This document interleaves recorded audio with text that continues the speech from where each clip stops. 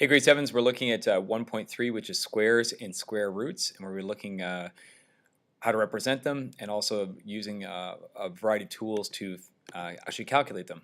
The first thing I'm going to show you is this table that shows 1 to 30, and these are all factors, and every x represents the number of factors each number has. So for these numbers across the top, if you look down below it, it'll tell you how many factors. For example, 1 has one factor, which is 1.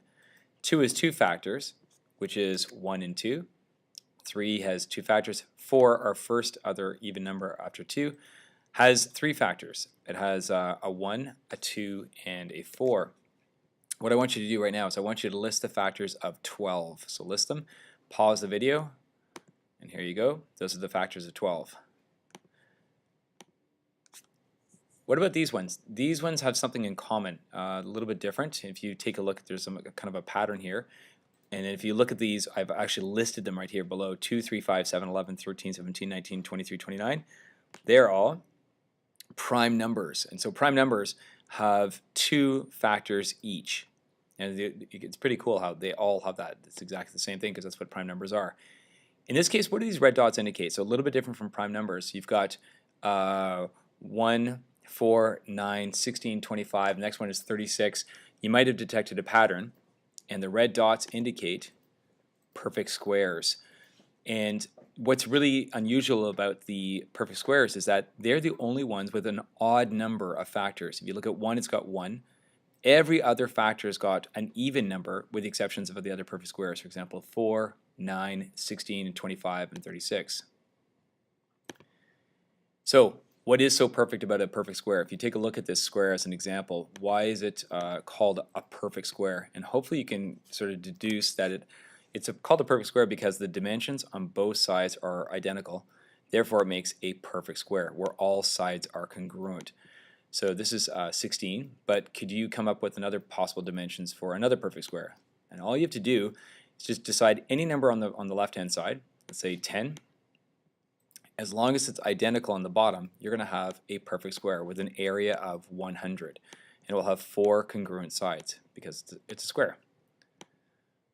Mr. Mizrahi loves the San Francisco 49ers, don't you, Mr. Mizrahi? Yes, I do. There you go. And San Francisco 49ers is actually a perfect square because it is made up, it's a square, obviously, with dimensions 7 by 7.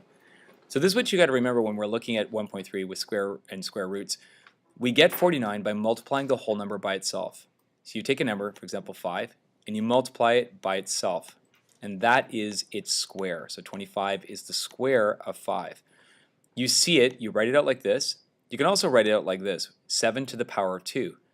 7 to the power of 2 does not mean 7 times 2. That is very bad. 7 to the power of 2 means 7 times itself, and you got to remember that because that's a killer. If you're doing like a BEDMAS problem and you've got a power of 2 and you go 7 times 2, you're gonna have everything will be wrong. We say out loud, this is called 7 squared. That's what that means, 7 squared. You try this one. So how do we get 81? Well, it's 9 times itself. We see, just remember what we say. Oh yeah, 9 times 9 is equal to 81. And how do you write this? What's a simplified form of writing this? It's 9 squared, or 9 to the power of 2, and we say out loud 9 squared.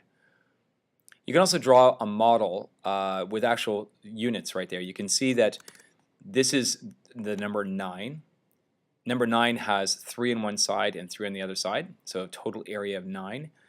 The side length right there is 3. Another way of looking at it is it's the square root of the area. So in this case, it's a square root of 9.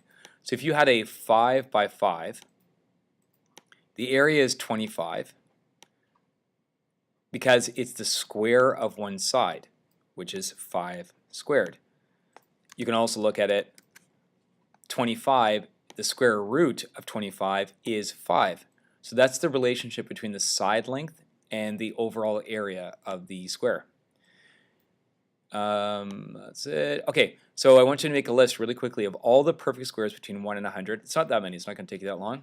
Pause the video, and here's the answer. When we get to patterning in algebra, this list of numbers is actually going to be very, very important. You're going to see it come up quite often all throughout grade 8 in high school. So you actually really want to memorize these list of perfect squares. So when you see these numbers come up, you'll recognize them right away. Oh, those are the perfect squares. And two really cool perfect squares facts. Number one, to make a perfect square, you add successive odd numbers together. So the first one is just 1, but then you take, what's the next odd number after 1? It's 3. Add it to 1, and you get 4. That's a perfect square. Then we had 1 plus 3. The next odd number is 5. 1 plus 3 plus 1 is 9. 1 plus 3 plus 5 plus 7 is 16. And that's really amazing because it actually can go, you can go on infinitely. You're always going to get perfect squares.